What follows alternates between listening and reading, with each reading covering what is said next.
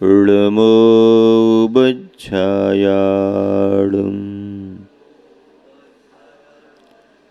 ळमोलोये सौयसाकूडम्।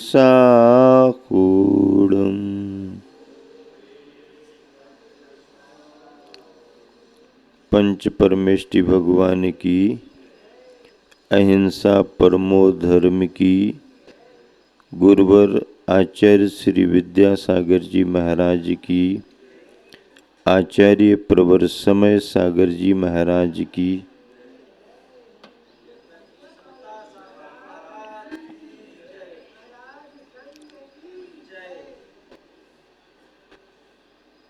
जैन परंपरा में वर्णित रत्नत्रय के गुणों में जिस ज्ञान और उसके पहले सम्यक दर्शन की चर्चा चल रही है, ये दोनों गुण ऐसे गुण हैं जो अलग अलग नहीं रहते हैं। सम्यक दर्शन है तो सम्यक ज्ञान साथ में रहेगा ही रहेगा, और सम्यक ज्ञान है तो उसके आधार में सम्यक दर्शन रहेगा ही रहेगा। चारित्र दोनों के साथ हो भी सकता है और नहीं भी हो सकता है, लेकिन सम्यक दर्शन है तो सम्यक दर्शन के साथ सम्यक ज्ञान का भावपना रहेगा ही रहेगा, और सम्यक ज्ञान है तो सम्यक दर्शन की भाव भासना उसके साथ जुड़ेगी ही जुड़ेगी। सम्यक ज्ञान की परिभाषा अलग है और शब्द ज्ञान की परिभाषा अलग है। शब्द ज्ञान में भाषा का ज्ञान आएगा, यानी व्याकरण का ज्ञान आएगा, मत मतांतरों की जानकारी होगी, दार्शनिकता क्या है, सैद्धांतिकता क्या है, साहित्य क्या है, आदि आदि ये शब्द ज्ञान में चला जाएगा। लेकिन जिसे सम्यक ज्ञान है उसे जरूरी नहीं है कि उसके छह उपशम से ये भाषा परिभाषाओं का बड़ा बड़ा ज्ञान हो, और जिसे बड़ा बड़ा ज्ञान है, बड़ी बड़ी व्याख्याएं जो करता है, उसके लिए भी जरूरी नहीं है कि उसके भावों में सम्यक ज्ञान की भाव वासना हो। इंद्रभूति को वेद वेदांगों का ज्ञान था, लेकिन सम्यक दर्शन नहीं था, इसलिए वो ज्ञान सम्यक ज्ञान नहीं माना गया। और शिवभूति मुनि महाराज के लिए अष्टपाहुड़ में आचार्य कुंद कुंद स्वामी ने उनका उल्लेख किया कि उनको शब्द ज्ञान के रूप में भाषा परिभाषा कुछ भी ख्याल में नहीं आती थी, लेकिन मुनि दीक्षा के साथ भाव भासना उनकी ये थी कि क्या करना क्या नहीं करना, क्या करना क्या नहीं करना, क्या करना क्या नहीं करना। केवल इस भाव भासना से सम्यक ज्ञान को प्राप्त करते हुए भेद विज्ञान के बल पर उन्होंने केवल ज्ञान को प्राप्त कर लिया, केवल ज्ञान को प्राप्त कर लिया और निर्वाण को प्राप्त कर लिया। तो सम्यक ज्ञान का महत्व है, और ऐसा सम्यक ज्ञान जब भव्यात्मा को प्राप्त होता है तो कहा जाता है ज्ञानेन पुंसाम सकलार्थ सिद्धि। ज्ञान के माध्यम से ये पुरुष, ये जीव, ये भव्यात्मा संपूर्ण अर्थों की सकलार्थ, सकल अर्थ, सकल अर्थ का मतलब संपूर्ण प्रयोजन, अपने संपूर्ण अभिप्रायों की सिद्धि कर लेता है, उनको प्राप्त कर लेता है। किससे? किस ज्ञान के बल पर। ज्ञानेन पुंसाम सकलार्थ सिद्धि। इस ज्ञान के बल से ये भव्यात्मा संसार के सारे प्रयोजनों को साध लेता है, सारे प्रयोजनों की पूर्ति कर लेता है। ज्ञान की महिमा है। और वह ज्ञान जब अंतर्मुखी होकर के भेद विज्ञान बनता है फिर तो कहना ही क्या है।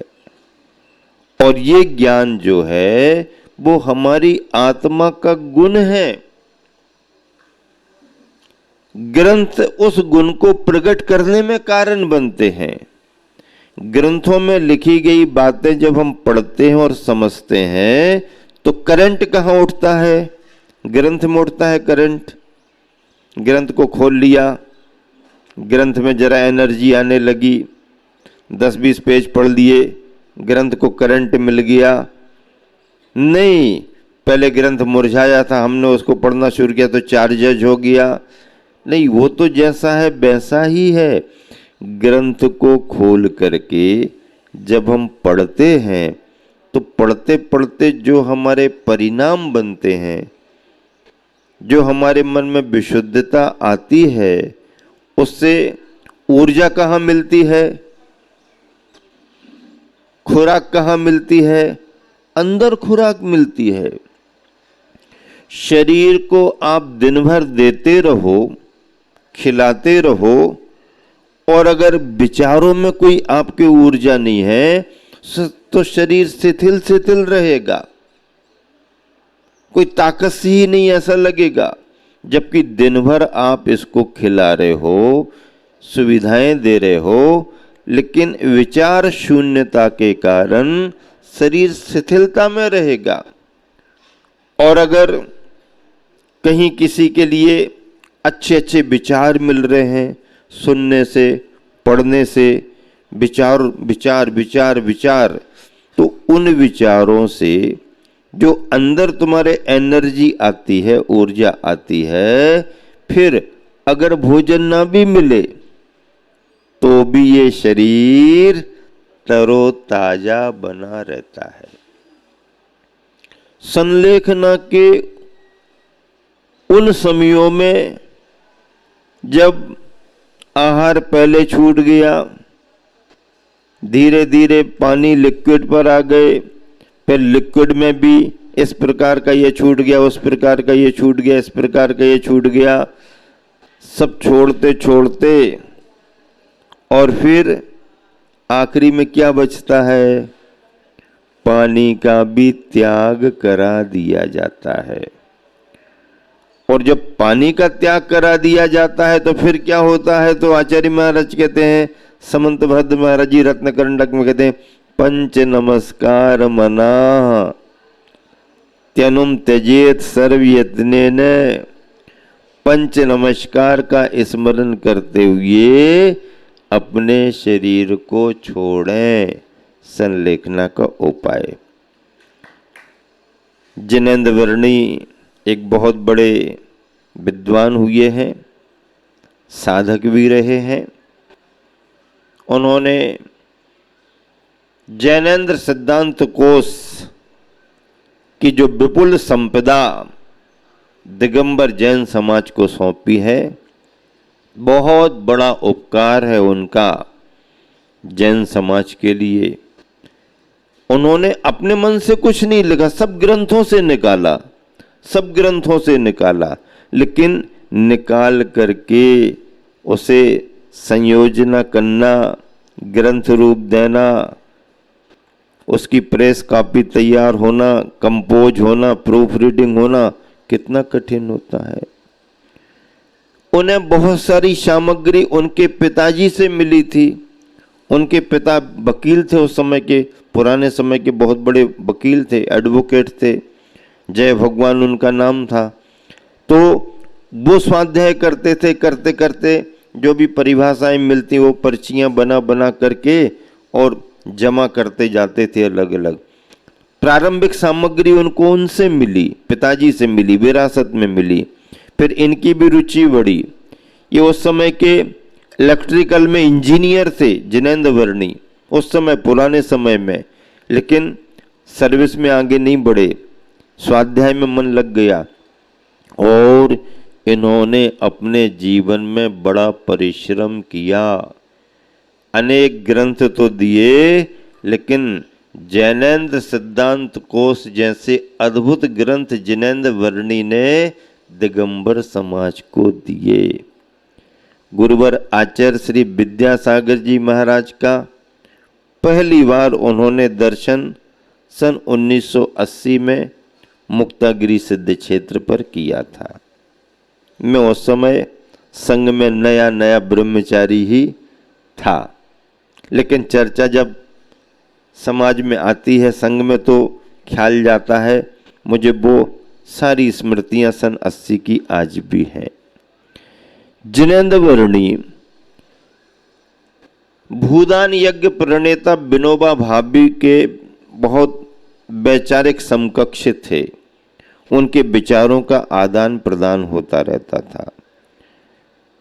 विनोबा जी भी अपने एक तरह से बहुत अच्छे साधक रहे हैं। देश दुनिया को उन्होंने अपने अच्छे विचार दिए, सभी के प्रति अच्छा काम किया, तो उनकी घनिष्ठता थी। और सन 80 में, वैसे तो वो आश्रम में विनोबा जी के बार बार आते जाते रहे वर्णी जी, सन 80 में आचार्य श्री के पास आने के लिए उन्होंने मार्ग क्या बनाया, विनोबा जी के आश्रम आए, वहाँ रहे, क्योंकि वो महाराष्ट्र में था। वहाँ से फिर वो जानकारी निकाल करके परतवाड़ा आए। समाज बंधुओं को मालूम हुआ, समाज बंधु परतवाड़ा से मुक्तागिरी लेकर के आए, वो रहे। और पहली बार उन्होंने गुरुवर आचार्य श्री को देखा। नाम बहुत सुना था, लेकिन देखा पहली बार। देखा कह रहा हूं, दर्शन नहीं किया। अभी देखने में और दर्शन करने में अंतर होता है ना। तो पहली बार पास में आकर के देखा और 3-4 दिन वो रहे थे। किसी से कोई ज्यादा बात नहीं करते थे। आचार्य श्री की प्रवचन सभा में, स्वाध्याय सभा में चुपचाप एक तरफ आकर के अपनी आसनी लगा के बैठ जाते थे और आंख बंद करके ध्यान से सुनते रहते थे। विद्वान थे, एक एक शब्द को पकड़ते थे। आचार्य श्री को भी ज्ञात हो गया था जिनेन्द्र वर्णी आए हुए हैं, तो आचार्य श्री भी फिर स्पेशली खुराक, विद्वान को विद्वान की खुराक चाहिए ना, तो उस समय स्वाध्याय में अच्छी व्याख्याओं के द्वारा खुराक देते थे। सुनते रहे, सुबह शाम चलता रहा। फिर उन्होंने आचार्य श्री की एक एक चर्या को देखा। आचार्य श्री आहार करने को जाते हैं, कैसे निकलते हैं, खड़े खड़े देखते रहे। आहार कैसा करते हैं, दूर खड़े खड़े देखते रहे। यहाँ तक कि आचार्य श्री जंगल जा रहे हैं तो थोड़ी देर दूर तक उनके पीछे पीछे भी चले गए। आना जाना कैसा रहता है वो भी आचार्य श्री को कोई आपत्ति नहीं। हाँ, तुम जानो, तुम्हारा काम जाने। यहाँ तक कि रात्रि के विश्राम में भी थोड़ा भैयावृत्ति का भाव, तो हम कहेंगे कि शायद भैयावृत्ति करने गए हों, लेकिन वो तो किसी निमित्त से रात्रि विश्राम कैसा करते हैं, क्या होता है, बहुत बारीकी से उन्होंने 2-3 दिन आचार्य श्री की चर्या को देखा। और संघ में दिनचर्या क्या है, स्वाध्याय का क्रम कैसा है, क्या चर्चाएं चलती हैं, इस सब को देखा। और जब उनके मन को संतुष्टि मिल गई और लगा कि वाकई में मैं सही जगह आया हूँ, अच्छी जगह आया हूँ, तो फिर एक दिन जब उनके जाने का हुआ तो उन्होंने आचार्य श्री को निवेदन किया कि मैं भी कुछ बोलना चाहता हूँ। अभी तक तो मैं आपकी सुनता रहा, मुझे भी कुछ विचार प्रकट करने हैं। आचार्य श्री ने अवसर दिया। मुझे वो मुद्रा और वो शब्द आज भी याद है। कानों में गूंजते हैं। उन्होंने ये शब्द कहे, बोले तो वो और आगे पीछे थे, लेकिन जो शब्द पकड़ लिए मैंने, उन्होंने कहा कि ये जिनेंद्र वर्णी ज्ञान के अहंकार से ग्रसित होकर के अपने आप को सबसे बड़ा मानता था। ये जिनेंद्र वर्णी ज्ञान के अहंकार से ग्रसित होकर के अपने आप को सबसे बड़ा मानता था। लेकिन आज मुझे मालूम चला है कि ये जिनेंद्र वर्णी ऐसे गुरुदेव के सामने एक कीट कीड़े के समान है। और उन्होंने फिर कहा कि मेरा शरीर रुग्ण है, पर मुझे संलेखना करनी है, और इस रुग्ण शरीर के साथ मैं कई डॉक्टरों के पास, कई वैद्यों के पास गया, लेकिन जितना आराम चाहिए था उतना नहीं मिला। अब मैं भले ही विलंब से आया, भले ही आखिरी में आया, लेकिन अच्छे और सही वैद्य डॉक्टर के पास आ गया हूं। हाँ, भले ही मैं विलंब से आया, लेकिन मैं सही वैद्य के पास आ गया हूं। और अब निवेदन है कि आप मेरी संलेखना संपन्न कराएं, और मैं आज से ही आपको गुरु के रूप में स्वीकार करता हूं। गुरु के रूप में स्वीकार करता हूं। गुरु के रूप में स्वीकार किया। और आचार्य श्री ने भी बड़े स्नेह भाव से उन्हें आश्वस्त किया, अगर तुम वाकई में संलेखना करना चाहते हो और अपनी ज्ञान आराधना को सार्थक सफल बनाना चाहते हो, तो मैं जैसा कहूँगा वैसा आपको करना पड़ेगा। सन 80 से लेके 83 तक वो आचार्य श्री के मार्गदर्शन में रहे।